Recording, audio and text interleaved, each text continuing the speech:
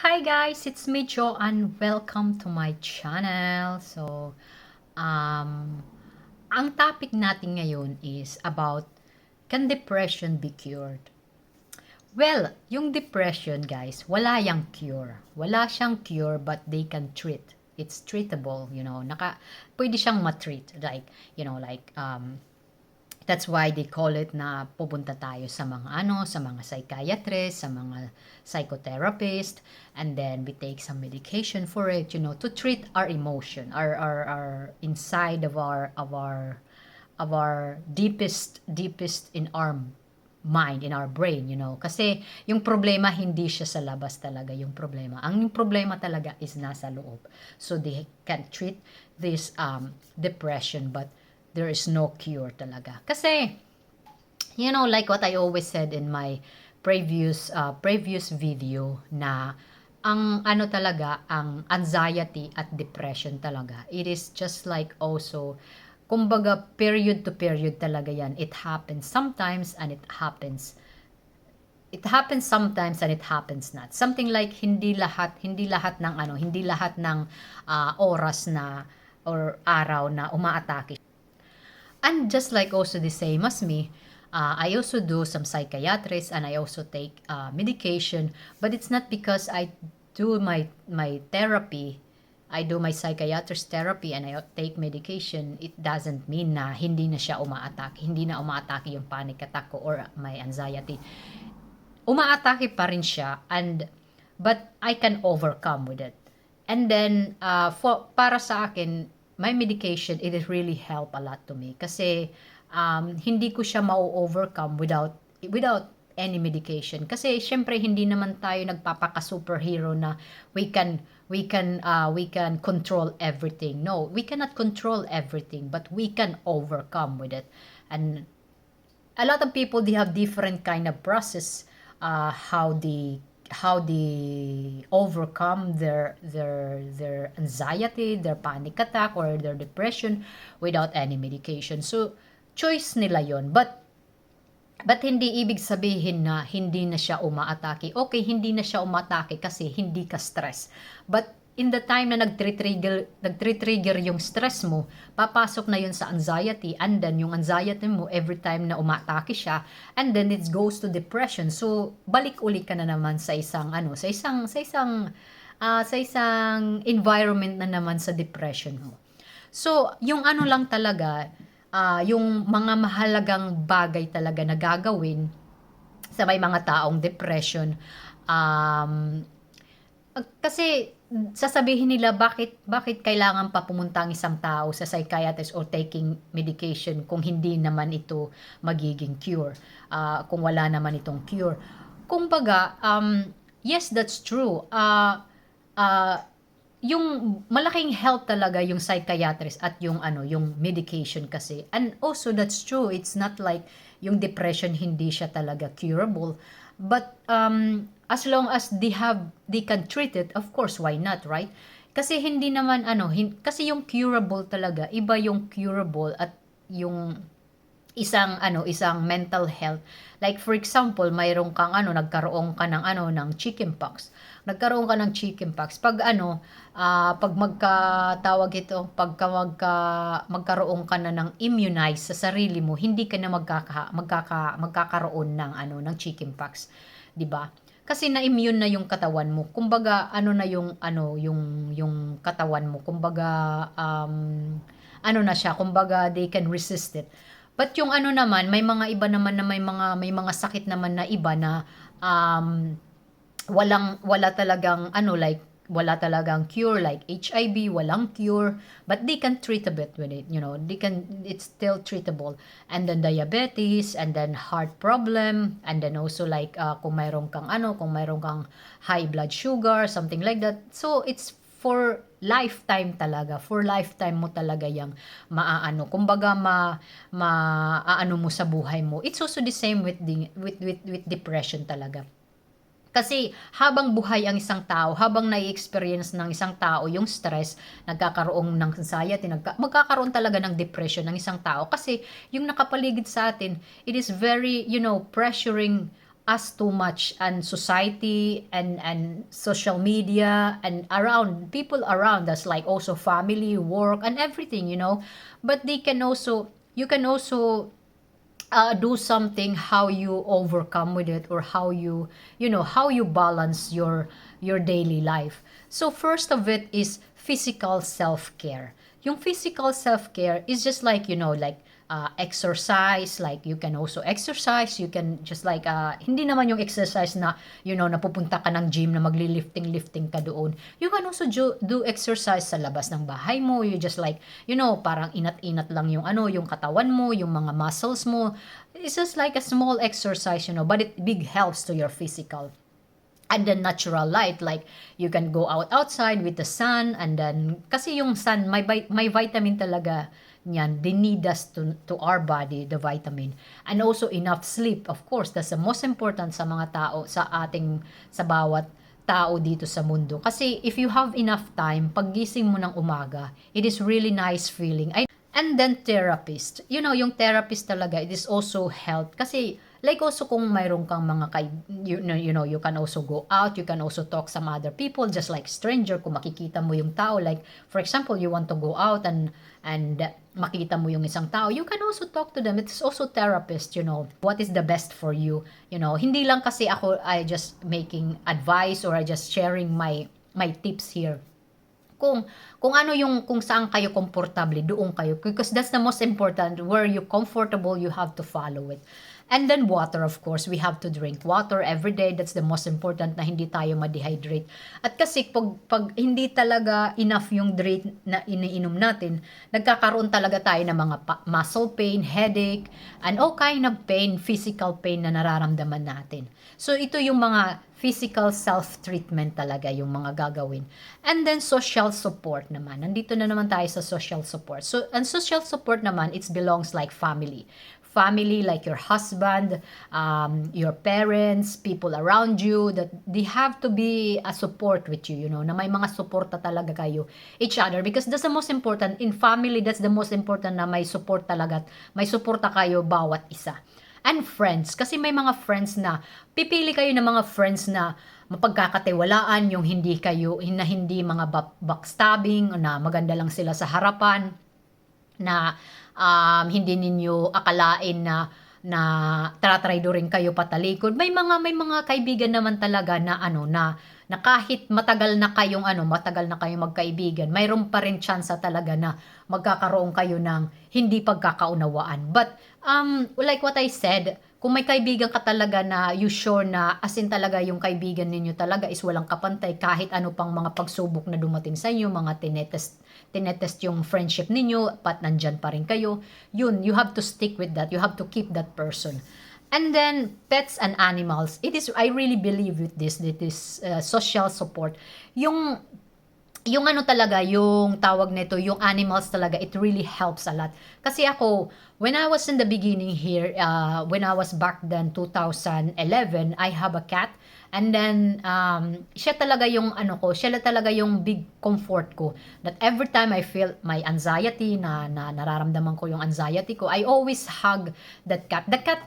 The cat is, if you feel like nervous, if you feel not comfortable, they really come to you and they really sit you for the rest of the day, and yun talaga ang pinaka reliever ko, yung pusa ko. Pero 2012 namatay siya. So me and my husband, we are I'm very sad, and also my husband, and especially me, we both, especially me and my husband, kasi first, yun talaga yung pusa ng asawa ko. Tapos ako, siya talaga yung ko talaga, kumbaga companion ko, na I was talking with him every time I came from my school, and I always asking him, how are you? And he always like response, para lang talaga siyang tao. So, animals is really a big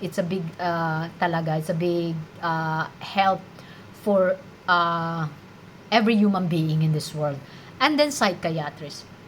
Like what I said, psychiatrists is really help, kasi psychiatrists, there's no, they didn't judge you, he didn't preach you, he didn't say anything about negative to you. They just like there, they just like listening what's all your problem. You can share everything to that person. And if you trust to that person, if you go to the psychiatrist, you have to be trust to that person, and you have to also to be fair to yourself. Kasi syempre kung hindi ka fair sa yung sarili and wala kang trust sa psychiatrist, you never gonna be healed. You never gonna be you never gonna be better, So something like that. So this social support is the most important. It's important talaga sa ating pang-araw-araw na buhay. And then mental and emotional self-care. So, I always talking about it, this CBT, the cognitive behavioral therapy. It's also really help this kasi they really observe and they really examine and they really see your behavior, kasi yung mga behavior talaga ng tao nag-iiba-iba talaga yan ng behavior. So to the point kasi kung ano yung ating nafe-feel sa outside ng ating physical, at doon natin pag napapasok ito sa ating sa loob natin, and kumbaga yung kanyang pag-interpret is nagbabago yung ating behavior, yung mga behavior na before you are very happy, you are very energetic, and then suddenly you becoming like sad, you want to be stay at home all the time, you don't want to go out, you always want to close the curtain, and it's like you don't have anything anymore, like for your life, like you're very down, something like that, changes. It is behavior, it is really the most important talaga. So kung yung behavior mo talaga is nagbago na, he is not used to it, like being like that, you have something wrong with your behavior. And then expressing your feelings, like also the same with me, I can really express my feelings if I am angry, if I'm happy, if I'm sad, or if I'm everything, like the expression, I can really express it myself, kasi ako yung tipong taong hindi ko tinatago yung yung emotion ko talaga. I always want to express my feelings. And kung baga, if I'm angry, my expression and my feelings, they always see it. My husband knows it kung may something sa akin, because I never talk, I'm just quiet, I'm just like something like that. So yung talaga yung mga signs sa akin pag nakikita or naririnig ng asawa ko ganun. So self-acceptance, releasing the stigma. So ako talaga, since I had this anxiety and panic disorder, denial talaga ako, and then also having of this depression talaga, I was really denial myself, that I always want to deny it, that I am okay and there's nothing wrong with me. And to the point now, it is really the process of healing, like I have to accept it. I have to accept that this is who I am now, and this anxiety, panic attack, and depression, it is not a curse. It is really, for me, it is really a big lesson, a big good journey to my life of being human being in this world, because we can be sensitive ourselves. It's okay to be sensitive, it's okay not to be okay sometimes.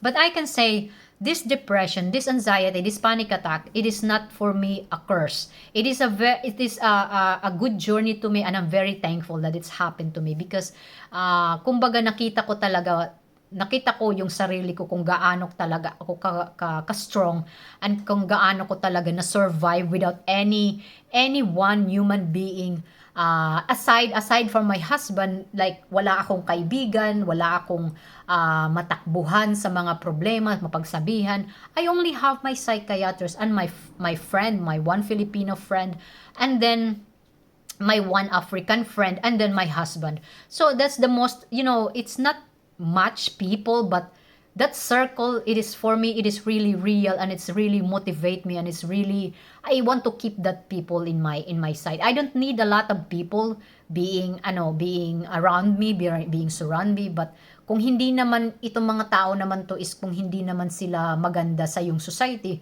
why would you welcome them to your life, right? You have to dispose them. The most important is this 5 people that they really understand me, they really accept me as who I am. And stigma, I released my stigma when the time that I found out that I have this mental disorder. Before, it was really difficult for me to share with other people, kasi I always thinking that I'm scared to be judged with other people, that they always said that I am not capable to work, I'm not capable because I have something mental problem, and I'm not suit with this job because of this and because of that, negative something. So I always have a stigma with that to open up. And also like my tuberculosis, I have also stigma for that, because if they heard about tuberculosis, they think that it's really contagious, but it's not all tuberculosis is a contagious. May mga tuberculosis na hindi talaga nakakahawa, right? And then of course, I was already treatable for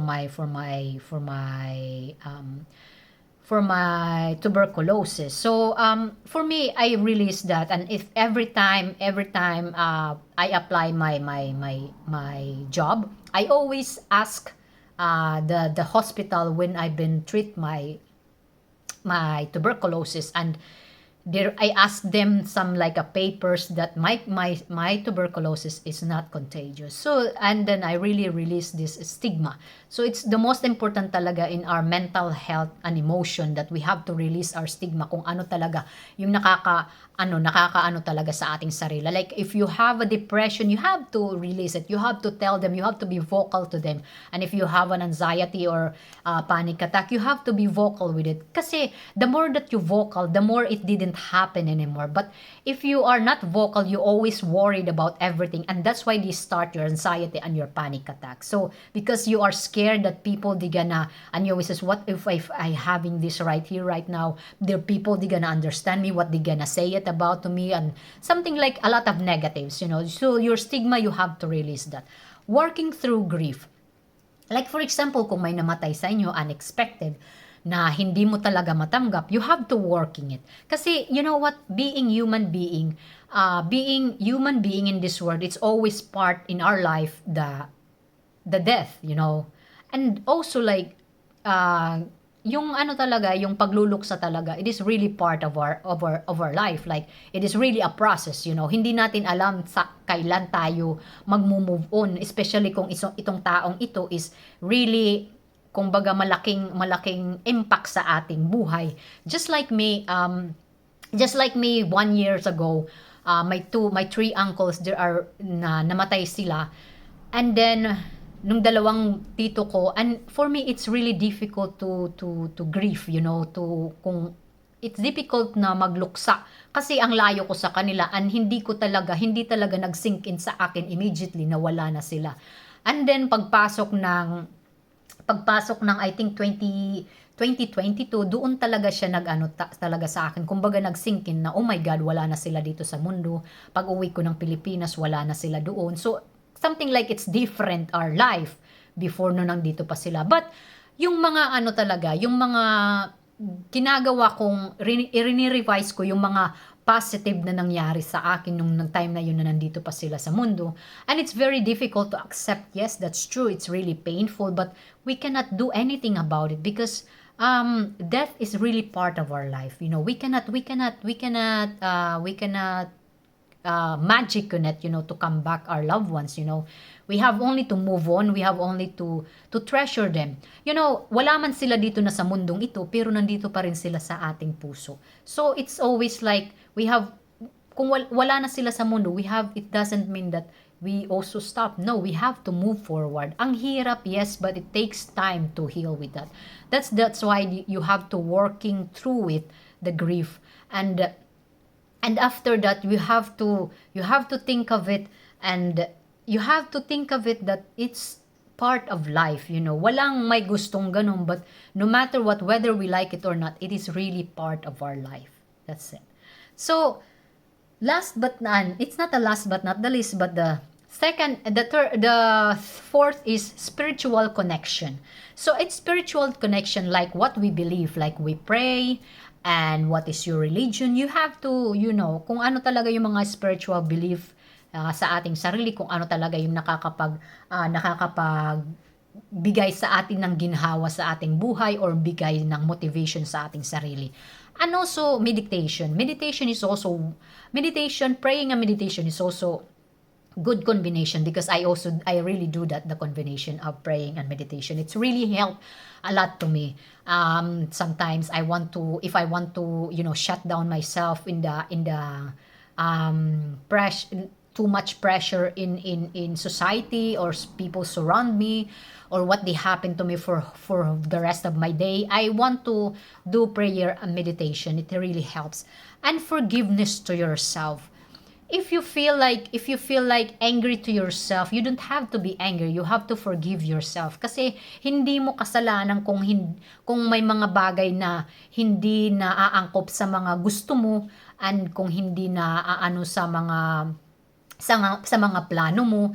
Kasi yung buhay natin dito sa mundo, kung tayo yung magplaplano, hindi maganda kasi. We have to just leave it to God, just leave it to the nature, just leave it what it is, and accept what they give it to you. Huwag kang mag-expect ng something kasi if you expecting something, they will destroy you, they will put you into a deepest disappointment. So it's not really good. Just forgiveness to yourself is the most important. Don't be so hard yourself, na hindi lahat kargo mo, hindi lahat may mga solusyon, hindi lahat masasagot yung mga bagay-bagay na gusto mong itanong or something like that. You just have to forgiveness to yourself. Don't be so hard yourself. Don't punish yourself for everything. And finding your purpose, finding what's the meaning of your life. Just like what I said, you have to working through your grief. And then you have to finding your purpose. Kung may purpose ka man sa buhay, you have to continue with it. Your purpose in your life is to move forward, to be, to look forward. But they always said, papaano naman ako maglo-look forward kung mahal ko sa buhay wala na dito sa mundo? Ano pa yung purpose ko? Yes, you still have a purpose. That's why you're still here. You have to create that. You have to find that what is your purpose. Ano talaga ang nakakapagbigay ng kaligayahan sa'yo. It's not doesn't mean na yung asawa mo or yung wife mo wala na, or yung anak mo wala na dito sa mundo, and then your purpose is done.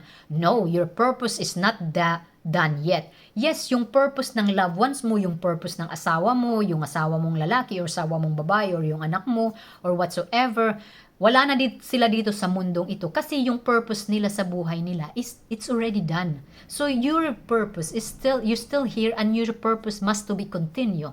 You must to be live your life. Hindi naman porket na wala na sila dito sa mundo is makakalimutan mo na sila. No, it's always there to your heart. Everything, all the positive, all the happiness, the good memories that you had, it's always stay in your heart, and you're never gonna forget, and it's always stay in there. And then healthy lifestyle habit. Like time to nature. Because time to nature is the most important talaga. Because, you know what? Like our life is just like also like part of nature. Yung buhay natin is para ding sa nature. But if you know how to acceptance and embrace the nature, that's how it is the life also. Kung ano yung binabato sa atin ng ating buhay, we have to accept, and we have to embrace it, because that's how it is. We cannot change everything. Wala tayong mababago dyan. So we have to accept, and time in nature. We have to spend more time to nature. We have more like spending walking, just breathe or something like that. And then make yourself like rest, Wag puro trabaho, wag puro gala-gala. You can also take rest. You can also sit down to your sofa and just like relax, or reading books, and do something like free time to yourself, to be alone, because sometimes we also need it, being alone to our own self, to our own world. There's nothing wrong with that. Kasi ako, I really do that. Like now I'm alone here, I do that kasi hindi lahat ng oras may mga kasama tayo. May mga time talaga natatrabaho sila, may time na nawawala sila dito sa mundo, may time talaga na magkakanya-kanya kayong buhay, di ba? Hindi lahat kayo nagsasama-sama. So you have to try to be alone yourself. You have to try to be rest to yourself. And music therapy. I love music. I love it. Okay. If I have something wrong, I always want to listen music, and it's really make me more calm, and they bring me with like for example, they have a nice song. It makes me more bring it in my imagination, and it's bring me more relaxed, and bring me more kumbaga sa kahit lang sa ilang minuto lang na makawala ako sa aking pinagdadaanan, that they can bring me to another places, to another sa kalawakan, like in galaxy. So I just want to experience that. I want to feel that, you have to setting goals, goals. They have also, like, you can also setting goals. It's up to you if you want, what is your goal, what is kung ano yung goal sa buhay mo, kung ano yung mga gusto mong makamtan sa buhay mo, you can do that. Ako naman talaga, yung goals ko lang talaga is to be happy every day, to be a good, my mental health, and if I see my husband, my son, that they're happy, and my family in the Philippines, that they're happy, they're healthy. For me, that is my goals. I don't have any big goals, and also my goals for monetize yung YouTube channel ko, and that's why I want to be more sharing everything about my experience, about my life, about my journey in this world. I try to, document with it, and I know here in YouTube they will really keep it, and maybe someday makita man ito ng aking anak and my son, they were really proud of me, that na kung gaano ka strong yung kanyang mama. So if ever man na for example magkaroon din siya ng difficulties in life, and kumbaga ma-consequence na makita niya to, I'm very happy if he see it. And also for my future grandchildren, if they see it, I would love that they will watch this video and they will say that my grandmother is really a very strong woman. Kasi yung sinacrifice pa lang niya yung pamilya sa Pilipinas pag pumunta dito, that is really a big, that's really a big steps. No one can never do that. No one can never do that. Like, you cannot really sacrifice yourself immediately, just like that, na wala kang pag-suffer. May pag-suffer ka talaga afterwards. So something like that. So this is all how I treat my anxiety and my depression and my panic attack. And especially if I'm stressed, and if there's something bugging in myself, they have something bothering in my soul, I use this kind of treatment to myself. And I hope you guys, you like it, and I hope you will adapt this kind of example that I did it to myself. At hindi ko naman ina-advise na ganun din yung gawin ninyo. At kung ano lang talaga yung makakatulong sa inyo, kasi kayo rin ang makakatulong sa sarili niyo. Hindi base sa akin nakatulong sa akin. Kung hindi naman makatulong sa inyo, is you have to find it kung ano talaga yung makakatulong sa inyo. Because the most important, yung bagay talaga na makakatulong sa iyo. Hindi yung makikita mo sa ibang tao, nakatulong sa kanya, so magagawa ko rin dito sa akin. No, you have to find it kung ano talaga yung suitable sa inyo. So anyway guys, thank you so much for watching my video, and thank you for always supporting me, Miss Jonabeth, Gelson, Eligoy, Shirley, Chrissy G, Sawyer, Annie, Avril, Gail, Chai, Shella, Marilu, Lester, Dahlia, at sa lahat ng mga taong nagsusuporta sa aking YouTube channel, sa aking mga video. Sana guys, panoorin ninyo yung mga video kong iba. And sana, wag ninyong i-escape. At sana, kasi it's a big help for my watch hour.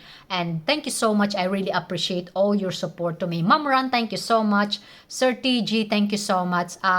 Haya, thank you so much for supporting me. And sa lahat ng mga tao dyan na nagsusuporta sa akin, thank you so much guys. And sa walang sawa ninyong pagsuporta sa akin. And God bless you guys. And wag lang kayo mawala ng pag-asa sa inyong sarili. I know it's really easy to see those words. It's difficult to attach to ourselves. I always say that. But that's the only way that we can live, and we can survive, and we can move on our lives. So thank you so much, and have a nice day. Bye-bye!